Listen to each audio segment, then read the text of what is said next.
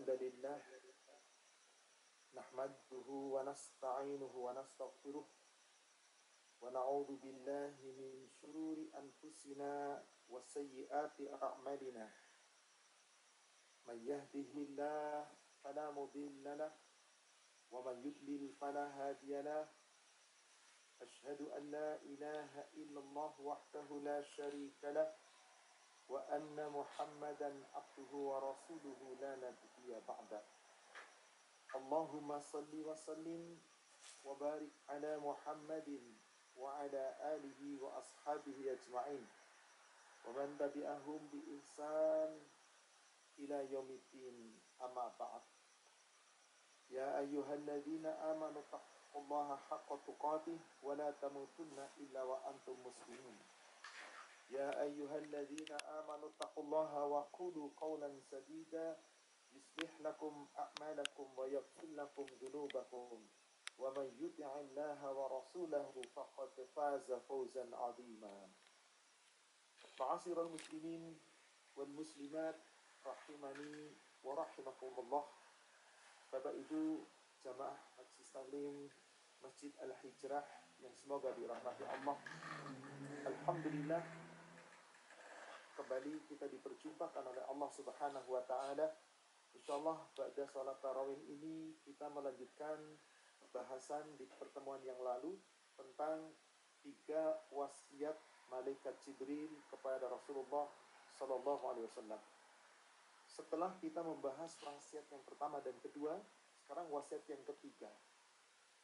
Ya Muhammad, i'mal ma syi'ta fa innahu majziyun bihi. Wahai Muhammad, beramallah, berbuatlah apa yang ingin kamu lakukan, apa yang ingin kamu perbuat. Sesungguhnya semua perbuatanmu, semua amalmu akan diberi balasan. Saudaraku seiman yang semoga dirahmati Allah, wasiat ketiga ini seakan-akan Nabi diperingatkan agar boleh berbuat seenaknya, boleh berbuat sesukanya. Tapi ingat, semua perbuatan kita akan dibalas. Siapa yang akan membalasnya itu? Allah. Maka Allah membolehkan kita, silahkan kamu beramal, silahkan kamu bekerja, silahkan kamu berbuat. Salawat serta salam semoga terlimpahkan, tercurahkan kepada Nabi kita Rasulullah Muhammad sallallahu alaihi wasallam. Semoga tercurah kepada seluruh keluarga, sahabat dan seluruh pengikutnya hingga yaumil akhir. Di surat At-Taubah, surat 9 ayat yang ke-105, Allah Subhanahu wa taala berfirman, wa qul i'malu fasayarallahu amalakum wa rasuluhu wal mu'minun wa saturadduna ila alimil ghaibi wasyahadah fayunabbi'ukum bima kuntum ta'malun. Katakanlah, beramallah kamu, berbuatlah kamu, bekerjalah kamu. Fasayarallahu amalakum, niscaya Allah akan melihat amal-amalmu, Allah akan melihat perbuatanmu, Allah melihat pekerjaan kamu. Wa rasuluhu wal mu'minun, Rasul pun nanti akan menjadi saksi atas apa yang kamu kerjakan, apa yang kamu perbuat, dan orang-orang beriman melihat apa yang kita perbuat. Tapi saudaraku seiman yang semoga dirahmati Allah, siapa yang akan menilai amal kita? Siapa yang akan membalas perbuatan kita? Wasaturadduna ila alimil ghaibi wasyahadah. Allah yang maha mengetahui yang nyata, dan Allah maha mengetahui yang gaib, yang akan memberikan balasan kepada kamu. Fayunabbi'ukum bima kuntum ta'malun, yang akan memberitakan kepada kamu semua apapun yang telah kamu kerjakan di dunia. Yang amalnya baik pasti dibalas dengan kebaikan, yang amalnya buruk pasti dibalas dengan keburukan. Surat Al-Isra, surat 17 ayat yang ke-84, Allah Subhanahu wa taala berfirman, Qul, katakanlah, kullu ya'malu ala syakilatih farabbukum a'lamu biman huwa ahda sabili. Katakanlah, kullu ya'malu ala syakilatih. Tiap-tiap kalian semua, tiap-tiap mereka semua, setiap Anda semua, ya'malu ala syakilatih, silakan mereka berbuat, beramal menurut pembawaan, menurut keinginan, silakan Anda berbuat. Farabbukum a'lamu biman huwa ahda sabila. Tapi Allah, Rabbmu, yang lebih mengetahui siapa orang yang jalannya lurus. Yang lurus jalannya, berarti perbuatannya benar, dibalas dengan kebenaran, kebaikan. Yang buruk jalannya, berarti perbuatannya buruk, perbuatannya jahat, pasti dibalas sebanding dengan perbuatannya. Maka Nabi Muhammad SAW dibolehkan oleh malaikat Jibril bahkan dengan wasiat. Ya Muhammad, silakan, i'mal ma syi'ta. Fa'innahu maziyyun bihi. Sesungguhnya amal-amalmu itu akan diberikan balasan. Balasan yang sempurna. Baik dibalas dengan kebaikan, buruk pasti dibalas dengan keburukan. Maka saudara iman, ada sebuah hadis yang diriwayatkan oleh Imam Bukhari dan Muslim, muttafaqun alaih, dari sahabat Abdullah bin Umar. Rasulullah SAW bersabda, al-haya'u minal iman. Malu itu sebagian daripada iman. Malu sebagian daripada iman. Berarti iman memiliki tingkatan-tingkatan, memiliki cabang. Dalam lafaz Imam Muslim secara lengkap dari Anas bin Malik, Rasulullah SAW bersabda, al-iman bid'un wa sittun au bid'un wa sab'una su'bah. Iman itu memiliki cabang 60 atau lebih dari 70 cabang iman. Fa'afdaluha qawlu la ilaha illallah. Jazakallah khairan Ustaz. Barakallah. Cabang iman yang paling utama, yang paling tinggi, yang paling afdal adalah ucapan seorang hamba dengan kalimat syahadat la ilaha illallah. Ini cabang iman yang paling tinggi. Wa adnaha, dan cabang iman yang paling rendah, imatatul adza 'anit tariq. Ketika seorang hamba menyingkirkan gangguan dari jalan, lalu dipinggirkan atau dibuang, itu pun bagian dari iman. Wal haya'u syu'batum minal iman.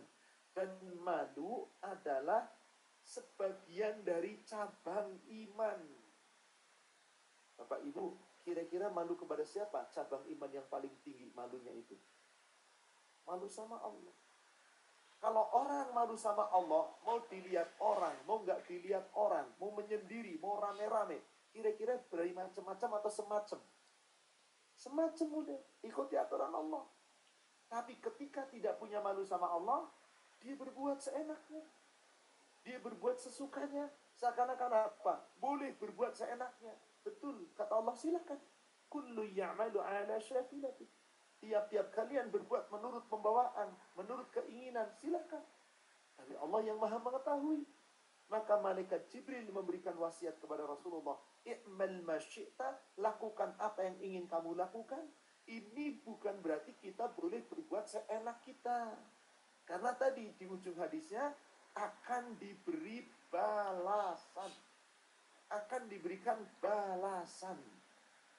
Dalam hadis yang lain yang diriwayatkan oleh Imam Bukhari dari Abu Mas'ud, semoga Allah meridhoinya, Rasulullah SAW bersabda, inna mimma adrakan nasi min kalamin nubuwatil ula idza lam tastahi fasna ma syi'ta.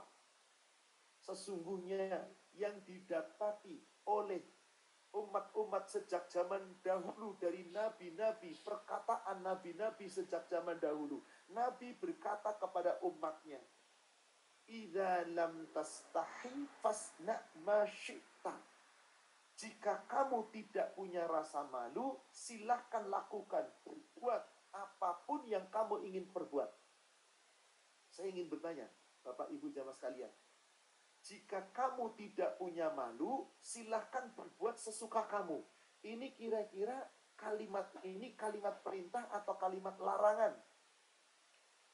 Kalimat perintah atau larangan? Coba dengarkan baik-baik. Jika kamu tidak punya malu, lakukan apa yang kamu ingin lakukan. Kira-kira bahasa sederhananya begini. Jika kamu nggak punya malu, terserah kamu deh mau ngapain. Kalimat perintah atau larangan? Perintah, Ibu. Ini jelas kalimat perintah. Jika kamu tidak punya malu, lakukan, terserah kamu yang kamu lakukan. Kalimat perintah, tapi dengan gaya bahasa.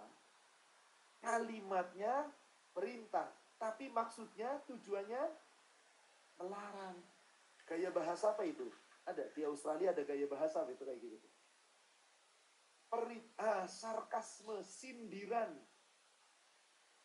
Perintah secara bahasanya, secara kalimatnya, tapi maksudnya melarang. Mungkin saya bertanya sama ibu-ibu, biasanya ibu-ibu pasti pernah melakukan ini. Ibu, kapan berkata itu seperti itu kepada anak ibu? Kok ketawa, Bu? Kapan kira-kira? Bapak-bapak kapan ngomong seperti itu sama anak? Terserah kamu deh. Terserah kamu deh. Lakukan sana. Kapan kira-kira? Lagi marah, lagi senang, atau lagi marah sekali? Kenapa ibu lagi marah? Tiba-tiba nyuruh, padahal tujuan yang larang. Karena yang dilarang sudah tidak mau tahu. Jadi kalau ada manusia, dilarang Allah kok dijalankan, ditegur lagi, dilarang tetap dijalankan. Kata Allah bagaimana? Terserah kamu. Terserah kamu. Berarti dibiarkan. Sampai Nabi berkata demikian. Idza lam tastahi fasna ma syi'ta. Jika kamu tidak memiliki rasa malu, silakan kamu berbuat. Jadi boleh kita berbuat seenaknya. Boleh nggak Bapak Ibu? Mau bermaksiat boleh nggak? Boleh. Mau mencuri boleh nggak? Boleh. Mau ninggalin sholat boleh nggak? Boleh. Wong boleh kok kalau kamu nggak punya malu. Tapi ingat, semua perbuatan kita akan dibalas. Kalau begitu, akankah kita mau berbuat seenaknya? Ayat yang semakna dengan hadis tadi, di surat 41, surat Fussilat, ayat 40. Surat 41, surat Fussilat atau Hamim As-Sajdah, ayat 40. Innalladzina yulhiduna fi ayatina la yahfawna alaina.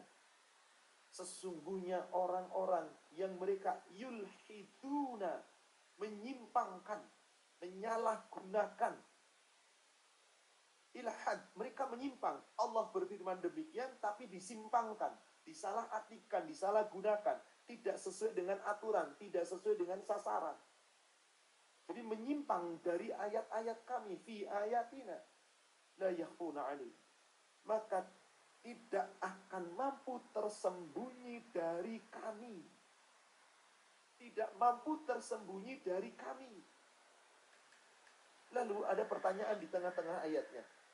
Afamayyulqa finnari khairun ammayyati aminan yaumal qiyamah. Apakah kelak orang-orang yang di yaumil akhir dilemparkan ke neraka, itukah yang lebih baik? Atau orang yang menemui Allah dengan rasa aman, itukah yang lebih baik? Kalau saya buat pertanyaan secara singkat begini, Bapak Ibu tolong jawab pertanyaan saya. Apakah nanti di akhirat orang yang dilempar ke neraka itu yang lebih baik, atau orang yang masuk surga yang lebih baik? Nggak usah dijawab. Nggak usah dijawab. Sebab tanpa dijawab, semua orang sudah tahu jawabannya. Jadi apa itu pertanyaan yang nggak perlu dijawab?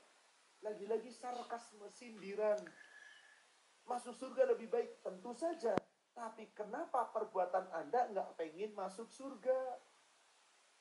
Cita-cita pengen masuk surga. Perbuatan Anda nggak mencerminkan penghuni surga. Suka berdusta, menghibah, mencela, menghina orang, menyakiti orang, mengambil hak orang. melalaikan ibadah. Bagaimana mungkin akan masuk surga? Cita-cita pengen masuk surga, tapi perbuatan nggak cocok. Maka Allah bertanya tadi, afaman yulqa finnari khairun? Apakah orang yang dilempar ke neraka itu yang lebih baik? Amma ya'ti aminan yaumal qiyamah? Atau orang yang menemui Allah dengan rasa aman? Menarik di ujung ayatnya Bapak Ibu. Allah katakan apa di ujung ayatnya? I'malu ma syi'tum. Lakukanlah apa yang ingin kamu lakukan.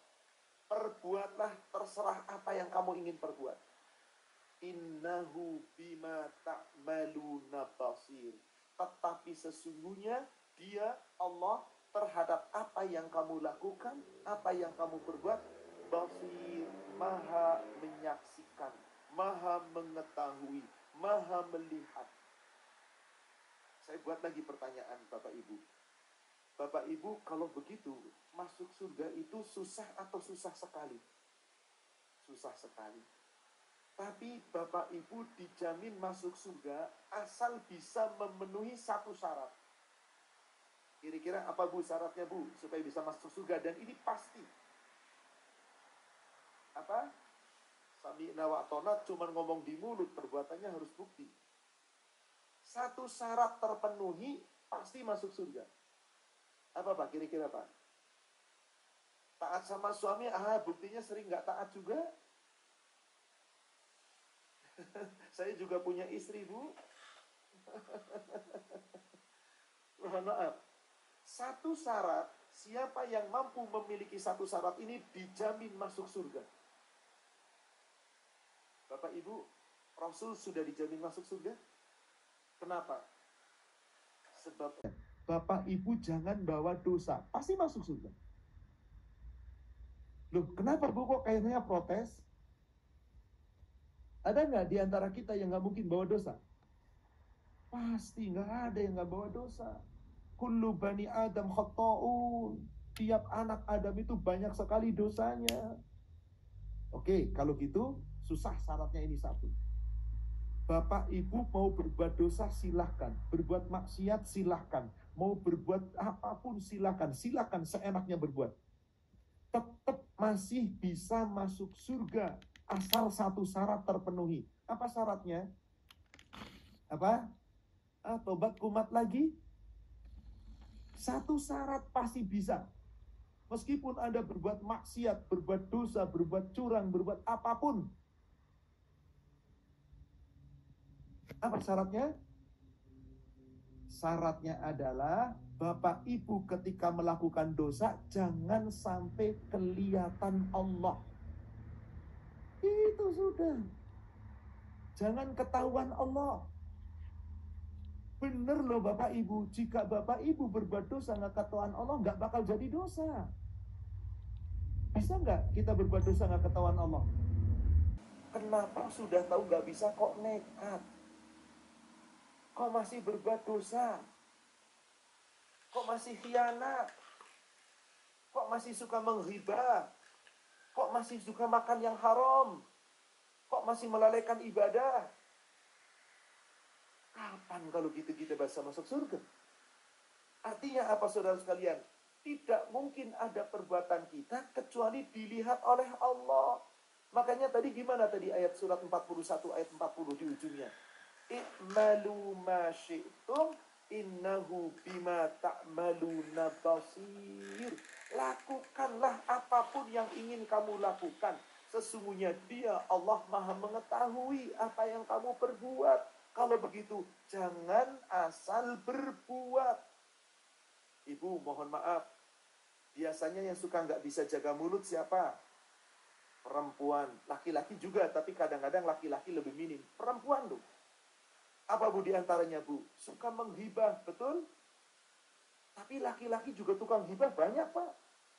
Laki-laki hibah Pak, mulutnya kotor bener. Banyak. Semoga di sini tidak ada. Subhanallah. Ketika seseorang mulutnya berkata, bercerita, biasanya kan orang hibah tuh gimana? Gak ada orang lain kan? Gak ada yang lain kan? Tenang, jangan ngomong-ngomong ya. Memang ketika Anda bertiga gak ada yang lihat, Allah gak lihat.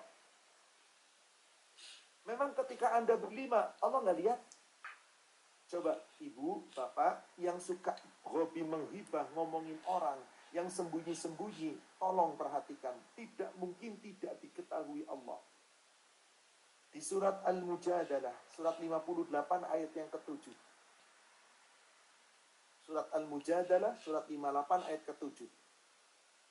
Alam taro, tidakkah kamu mengetahui annallaha, sesungguhnya Allah, ya'lamu, mengetahui, ma fis samawati wa ma fil ard, semua apa-apa yang ada di langit dan apa yang ada di bumi. Ma yakunu min najwa salasatin illa huwa rabi'uhum, tidaklah ada orang membicarakan pembicaraan rahasia bertiga, kasakusuk bertiga, Allah yang keempat. Allah yang keempat. Wala khamsatin illa huwa sadisuhum, tidak ada orang berbicara rahasia berlima, Allah yang keenam. Wala adna min dzalika wala aktsara illa huwa ma'ahum ainama kanu, tidak ada jumlah yang kurang dari itu atau jumlah yang lebih dari itu. Allah bersama kamu dimanapun kamu berada.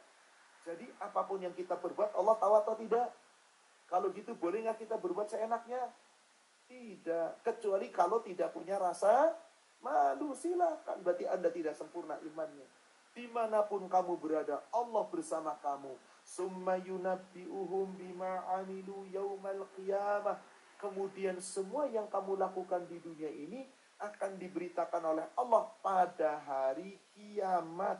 Innallaha bikulli syai'in alim. Sesungguhnya Allah Maha mengetahui atas segala sesuatu. Dari ayat ini Bapak Ibu jamaah sekalian jelas bahwasanya tidak boleh kita berbuat sembarangan. Tidak boleh kita berbuat seenaknya. Tidak boleh kita berbuat melanggar aturan-aturan Allah. Yang tetap berbuat padahal tahu bahwa itu salah, maka kelak akan dimintai pertanggungjawaban. Hanya di dunia kadang-kadang manusia pura-pura lupa. Pura-pura lupa atau lupa beneran atau sengaja dilupain, saya tidak tahu. Contoh yang paling sederhana. Orang kalau mau ngutang, Bapak Ibu, biasanya bagaimana? Mintanya itu kira-kira setengah memaksa dan memelas atau cuma sekedar satu kali omongan? Wih, kalau sudah dikasih utang, giliran bayar kira-kira gimana? Waduh, susah, luar biasa. Susah. Bahkan kadang-kadang orang yang berhutang pura-pura lupa. Banyakkah kita melupakan dosa kita? Apakah Allah lupa akan dosa kita? Coba lihat ke ayat sebelumnya, di surat 58 tadi, di ayat yang ke-6-nya. Yauma yab'atsuhumullahu jami'a. Pada hari nanti ketika mereka semua, kita semua dibangkitkan di padang mahsyar. Fayunabbi'uhum bima 'amilu. Maka kita semua, mereka semua akan diberitakan apapun yang pernah dikerjakannya di dunia. Ahsahullahu wa nasuh. Allah akan memperlihatkannya.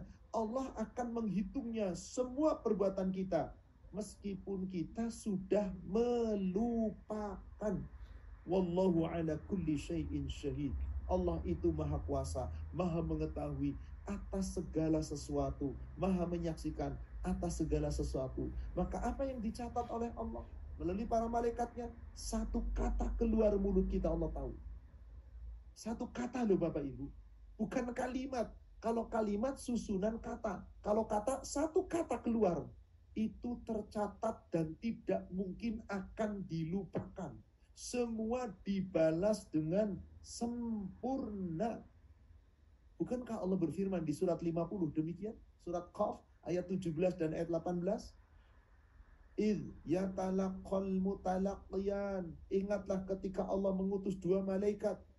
Anil yamin wa anil shimali qa'idun. Satu di sebelah kanan, satu di sebelah kiri. Qa'idun, duduk di sana malaikat itu. Tetap di sana. Apa yang diperbuat oleh malaikat? Ma yalfidhu min qawlin illa ladaihi raqibun atid. Tidak ada satupun yang diucapkan oleh kita, satu kata saja, kecuali ada pada kita malaikat pencatat yang raqibun atidun, yang selalu siap mengawasi, siap mencatat, dan siaga, tidak pernah lengah. Maka berhati-hatilah, jangan sembarangan berbuat, karena setiap perbuatan kita akan dibalas oleh Allah sekecil apapun. Seperti yang Allah beritakan di surat Al-Zalzalah, surat 99, mulai dari ayat yang ke-6. Yauma idzi yasdurun nasu ashtatan liyurau a'malahum. Pada hari itu manusia keluar dari kubur, dibangkitkan oleh Allah di padang mahsyar. Liyurau a'malahum. Berdiri berkelompok-kelompok, akan diperlihatkan oleh Allah semua amal-amal yang telah mereka kerjakan. فَمَنْ يَعْمَلْ مِثْقَالَ ذَرَّةٍ خَيْرًا يَرَهُ. Maka barang siapa yang beramal dengan amalan kebaikan meskipun sebesar zarrah, diperlihatkan, dibalasi. وَمَنْ يَعْمَلْ مِثْقَالَ ذَرَّةٍ شَرًّا يَرَهُ. Siapa yang berbuat keburukan, kejahatan meskipun sebesar zarrah, juga dibalas. Saya tutup dengan sebuah ayat Al-Quran. Bapak Ibu bisa lihat surat 40, surat Ghafir atau Al-Mu'min ayat yang ke-40. Surat 40 ayat 40. Allah Subhanahu wa taala berfirman, "Man 'amila sayyi'atan fala yujza illa mithlaha." Barang siapa yang beramal dengan suatu amal yang buruk, amal yang jahat, amal yang jelek, fala yujza illa mithlaha. Tidak dibalas oleh Allah amalan itu kecuali sebanding dengan amal itu.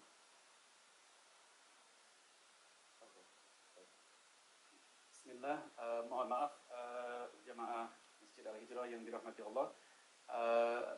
Sebentar saja, ada yang perlu keluarin mobilnya, dihalangi 2 mobil.